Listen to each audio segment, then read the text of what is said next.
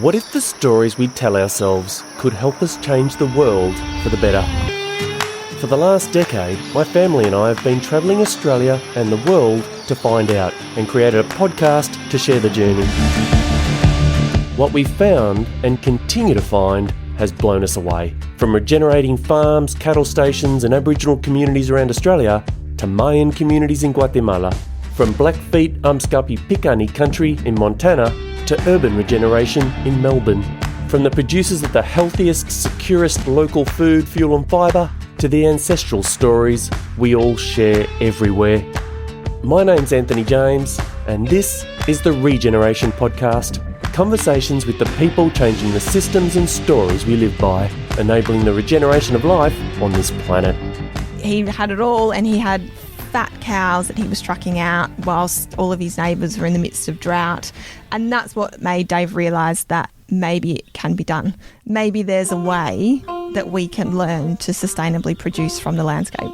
What we want to hear could be considered as a model for the rest of the world. It's the Indigenous people that's going to find the way and show the way and lead the way in healing the land, and the land will heal the people.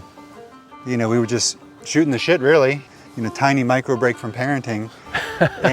and all of a sudden, it's like, all right, let's do a cleanup. Oh, and why don't we come up with a name for our group as we clean up? And, oh, wait a second, why don't we do a few of these other things? And we're doing it as we're parenting. And so who wants to parent and look at the world as a piece of shit? I want my kids to enjoy life and to feel joyful and come down and see this, not feel like we're all sinking and dying.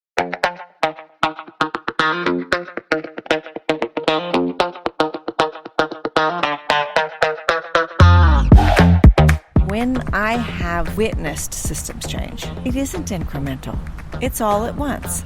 And strangely enough, it's easier to make change all at once than it is to keep, picking away at something endlessly with the drudgery of tomorrow it'll get better. And it doesn't. You'll meet global figures alongside other grassroots pioneers you've never heard of, but won't forget. And every person, I think regeneration, the core meaning of it is really is coming home to oneself, as opposed to doing something out there that is the right thing to do, it should be done, that is a better thing to do, it is all those things, I think. But actually, it is our nature, and it's who we are. It's really who we are.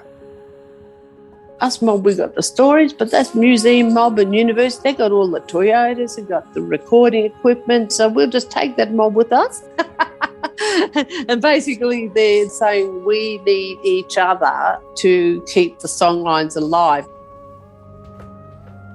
So that's why this is so important. We are entering into an uncertain future, but we happen to have there's a word called crana fertile in Irish, which means the stout oars, the oars that keep you rooted through difficult times. We have that in so many indigenous and old and traditional cultures and heritages in this land, and it's not too late.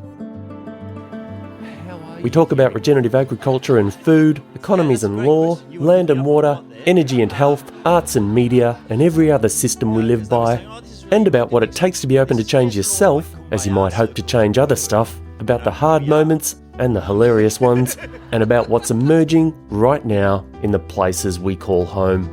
The Regeneration. Stories of regeneration of all kinds, everywhere. It's weekly, independent media, ad-free, freely available, and entirely listener-supported, because the Earth doesn't need saving, it needs us to remember how to find our way home. Follow and subscribe wherever you listen to podcasts.